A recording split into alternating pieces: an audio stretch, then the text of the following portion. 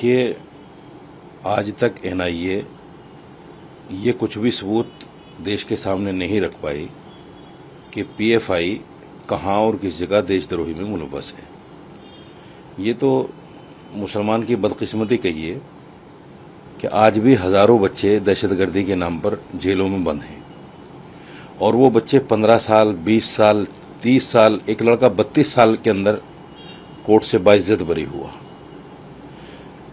एक और बदकिस्मती ये है कि मुसलमान बच्चे को जब भी पकड़ा जाता है उसका मीडिया ट्रायल हो जाता है कि साहब ये दहशतगर्द है। उसके बाद में जो उसका और उसके घर और उसके रिश्तेदारों का बहिष्कार होता है कौम में, वो बड़ा दर्दनाक होता है।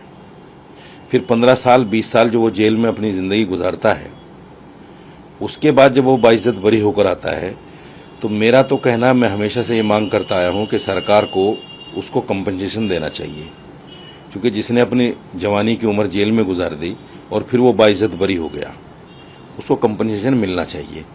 दूसरे, जिन लोगों ने या जिस एजेंसी ने भी उसको दहशतगर्दी के नाम पर पकड़ा है, उन लोगों को फांसी होनी चाहिए कि आपने किसी की ज़िंदगी कैसे बर्बाद कर दी।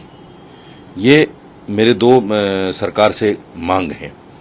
तीसरी बात यह है कि मीडिया ट्रायल नहीं होना चाहिए।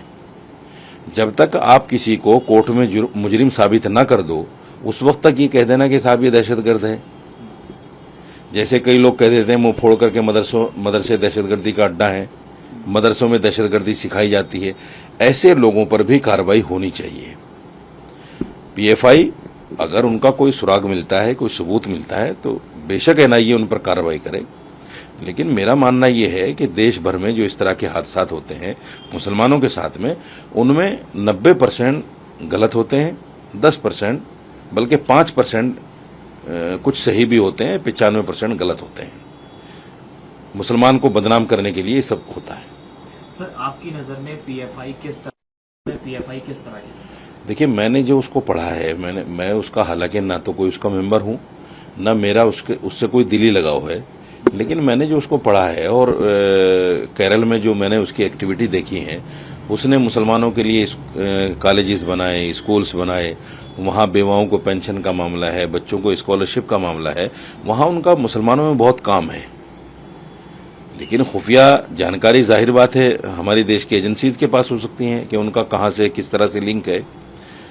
तो जाहिर में तो मुझे तो कुछ ऐसा लगता नहीं है। बाकी है कि एजेंसी जो देख रही है, अगर एजेंसी को सही इनपुट मिलता है तो करे कार्रवाई, हमें कोई एतराज़ नहीं है। आज जिस तरह से ने अपनी हड़ताल भी घोषित कर दी है 23 तारीख। देखिए, केरल तो एक ऐसा राज्य है जिसमें ये समझिए कि मुस्लिम समर्थक सरकार है। उसमें हड़ताल करने से क्या फ़ायदा? अगर आपको हड़ताल करनी है तो दिल्ली जैसी जगह में आओ, दिल्ली में बात करो जहां सुनवाई भी होगी। वहां तो आपकी समर्थक हुकूमत है, मुसलमानों की समर्थक हुकूमत है, उससे क्या फ़ायदा होगा? बजाय इसके कि जो लोग रोज़ाना की रोज़ी रोटी कमाते हैं उनको नुकसान होगा। ठेले, रेहड़ी पटरी वाले, रक्शे वाले, झल्ली वाले, उनको सबको एक दिन का नुकसान होगा। तो ये स्ट्राइक वगैरह करना ये कोई किसी भी मसले का हल नहीं है। आप अपना धरना प्रदर्शन करना चाहते हैं, सरकार के खिलाफ रोष जताना चाहते हैं, तो उसके और बहुत सारे तरीके हैं। आप बंद कर दें, ये बंद करना कोई सलूशन नहीं है। मेरी भी 50 साल एज हो गई, मैंने देखा है बंद से कितना नुकसान होता है लोगों का, आप उसको सोच भी नहीं सकते।